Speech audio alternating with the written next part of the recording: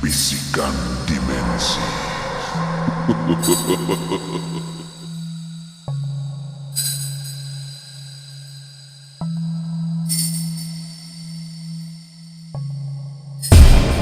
Kampung Serikundang sentiasa tenang pada zahirnya.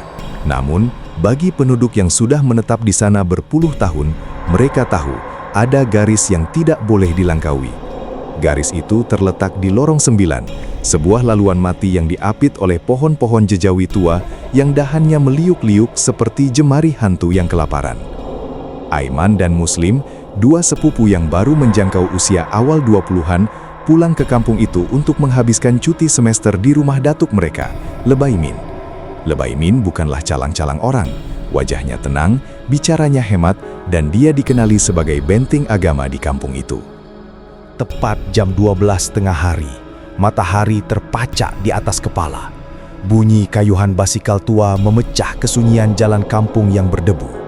Aiman gigih mengayuh, manakala Muslim membonceng di belakang sambil membawa jaring ikan. Mereka baru sahaja pulang dari sungai, rambut masing-masing masih lembab dan kulit terasa segar. "Laju sikit, Man, perut aku dah menyanyi lagu keroncong nih," seluruh Muslim sambil ketawa mengekek. Aiman hanya tersenyum. Namun, saat roda basikal mereka melintasi simpang Lorong 9, suasana tiba-tiba berubah. Angin yang tadinya panas berbahang bertukar menjadi dingin yang menusuk sumsum. Bau hanyir seperti bangkai haiwan yang mereput menusuk hidung. Aiman, satu suara garau, seakan-akan bisikan yang keluar dari kerongkong yang berdarah memanggil namanya tepat di cuping telinga. Aiman tersentak. Dia menekan brek mengejit sehingga tayar basikal itu berdecit panjang dan berasap tipis. Muslim hampir terjatuh ke dalam semak. "Kenapa, Man? Kau nampak ular kah?" tanya Muslim, cemas melihat wajah Aiman yang tiba-tiba pucat lesi. Aiman memerhati sekeliling. Lorong 9 itu gelap, walaupun matahari sedang terik. Cahaya seolah-olah enggan menembusi celah-celah daun pokok di situ. Tiada sesiapa. Hanya bunyi daun kering yang bergeser. Tak ada apa-apa. Telinga aku salah dengar kot, balas Aiman pendek. Dia segera mengayuh semula, kali ini lebih laju. Namun di belakangnya, Muslim mula merasa tidak sedap hati. Dia menoleh ke belakang dan sempat melihat bayangan hitam besar berdiri di balik pohon jejawi, memerhatikan mereka dengan mata yang merah menyala. Malam itu, suasana rumah Lebaimin terasa sunyi. Hanya bunyi cengkerik dan katak puru yang bersahutan. Aiman dan Muslim berkongsi bilik di tingkat atas yang diperbuat daripada kayu jati tua. Aiman sedang berbasikal seorang diri di Lorong 9 pada waktu malam. Langit gelap tanpa bulan. Tiba-tiba, dari arah belakang, muncul satu lembaga terbang dengan kain putih yang koyak rabak. Wajahnya hancur, matanya lompong, dan kukunya panjang hitam. Puaka itu mengejarnya dengan kepantasan luar biasa. Aiman mengayuh sekuat hati, namun kakinya terasa berat seperti diikat sau besi. Basikalnya terbabas. Aiman jatuh terlentang. Sebelum dia sempat bangun, puaka itu sudah mendarat tepat di atas dadanya. Kaki makhluk itu menekan ulu hati Aiman sehingga dia sesak nafas. "Tidak!" jerit Aiman sekuat hati. Dia terjaga dengan peluh jantan membasahi dahi. Jantungnya berdegup kencang seolah-olah mahu pecah. Jam di dinding menunjukkan pukul 3.47 pagi. "Man, kenapa nih? Kau mengigau kah?" Muslim yang terjaga segera duduk di sebelah sepupunya. Aiman tercungap-cungap. Dia menceritakan segalanya tentang suara di siang hari dan mimpi ngeri yang baru dialaminya.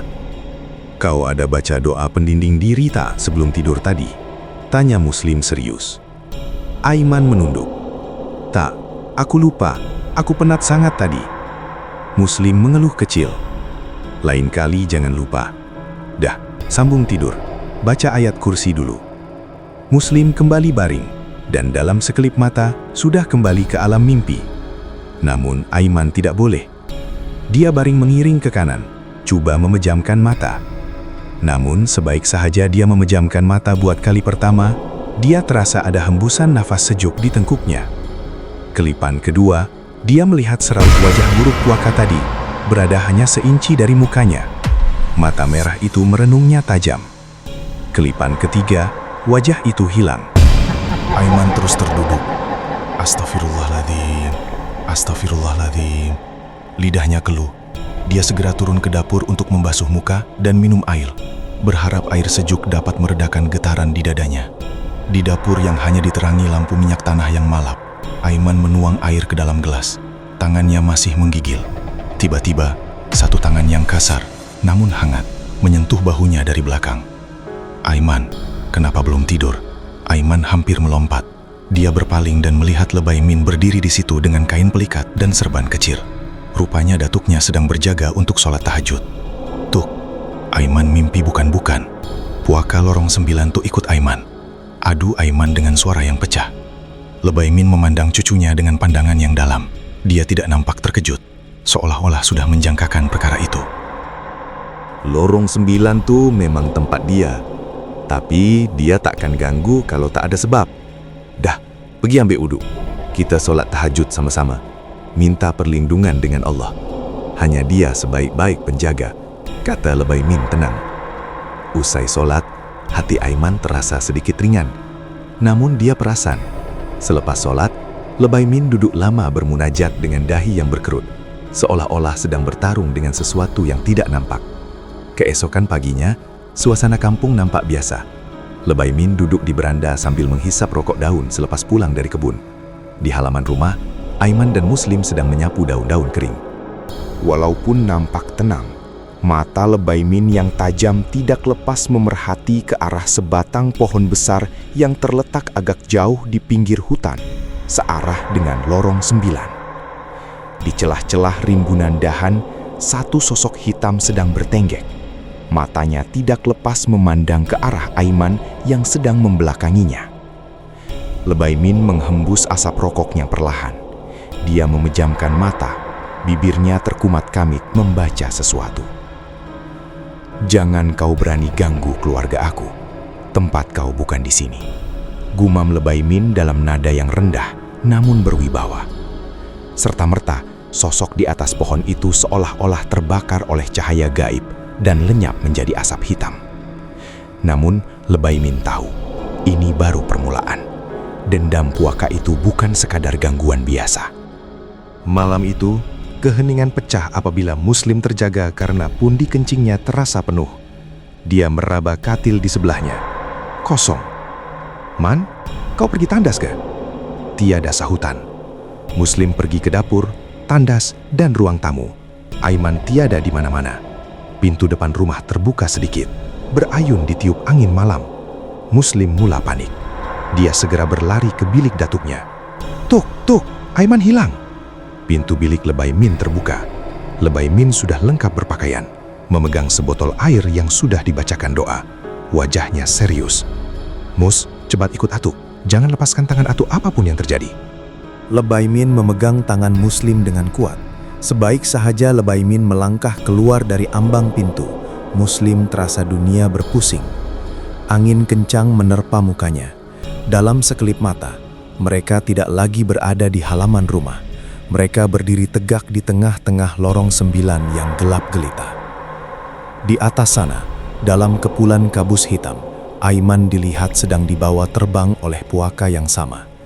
Mata Aiman putih, dia kelihatan seperti dipukau sepenuhnya. Tubuhnya kaku diikat oleh kuku-kuku panjang makhluk itu.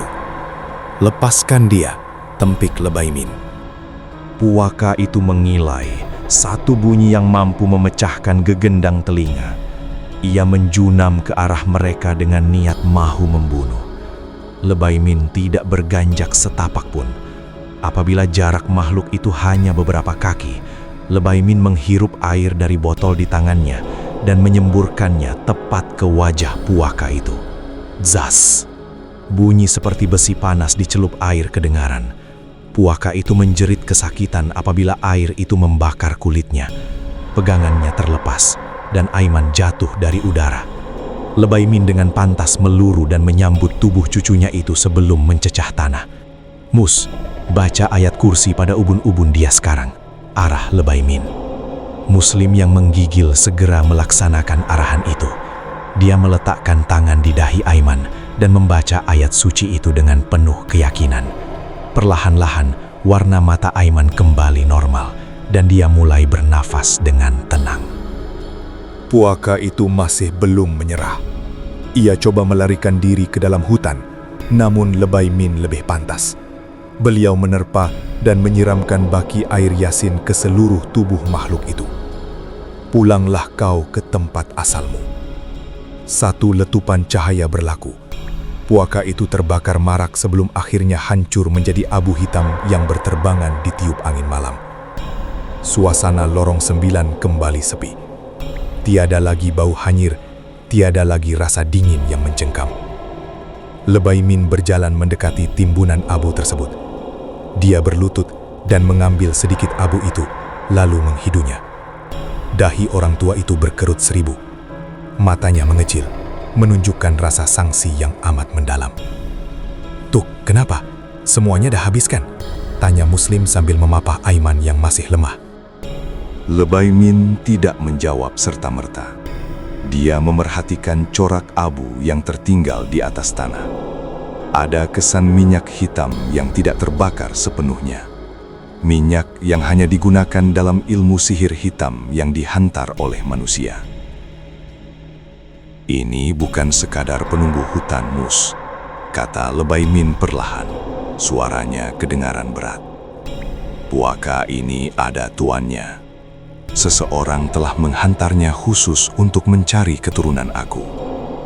Aiman dan Muslim berpandangan. Ketakutan yang baru sahaja reda kembali memuncak. "Siapa yang sanggup buat macam tuh?"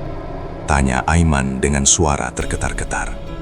Lebay Min berdiri, memandang ke arah kegelapan hutan di ujung lorong 9. Dendam lama yang belum selesai. Ada orang yang tidak senang melihat keluarga kita kembali ke sini. Tapi jangan bimbang, selagi hayat dikandung badan, Atuk akan lindungi kalian. Malam itu berakhir dengan 1000 tanda tanya. Walaupun puaka itu sudah musnah, mereka tahu bahwa perang yang sebenar baru sahaja bermula. Seseorang di luar sana sedang memerhati, dan lorong 9 hanyalah permulaan kepada sebuah dendam yang jauh lebih besar. Bisikan Dimensi.